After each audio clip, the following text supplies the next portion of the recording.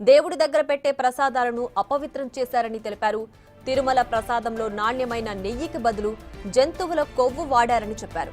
అన్నదానంలో నాణ్యత లేకుండా చేశారని విమర్శించారు. జగన్ హయాంలో నాసిరకం లడ్డూ అన్న ప్రసాదాలను భక్తులకు అందించారని ఆరోపించారు.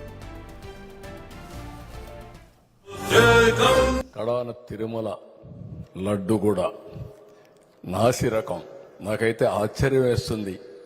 ఎన్ని కంప్లైంట్ చేసినా కడాన వెంకటేశ్వర స్వామి పవిత్రతను దెబ్బతీశారు. ఎన్నోసార్లు చెప్పాం. అక్కడ ఎంత దుర్మార్గంగా ప్రయత్నం చేశారంటే అంత దుర్మార్గంగా ప్రవర్తించారు.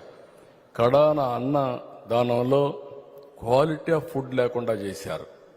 దేవుని దగ్గర పెట్టే ప్రసాదం అపవిత్రం చేసే విధంగా ఓసారి బాధేస్తుంది. నాసి రకమైన ఇంగ్రీడియంట్సే కాకుండా ఎనిమల్ ఫ్యాట్ కూడా వాడారని. ఏది గీకు బదులు ఈరోజు స్వచ్ఛమైన గీ తెమన్నాం, ప్రక్షాళన చేయమన్నాం.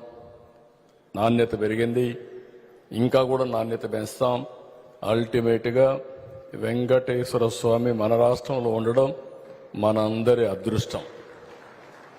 ప్రపంచం అంతా మన దగ్గరికి వచ్చే పరిస్థితికి వచ్చారు. అలాంటప్పుడు వెంకటేశ్వర స్వామి పవిత్రతను కాపాడుకోవాల్సిన బాధ్యత మనందరిపైన ఉంది. ఇది కూడా చేస్తామని చెప్పి కూడా నేను మీకు తెలియజేస్తున్నా. కడాన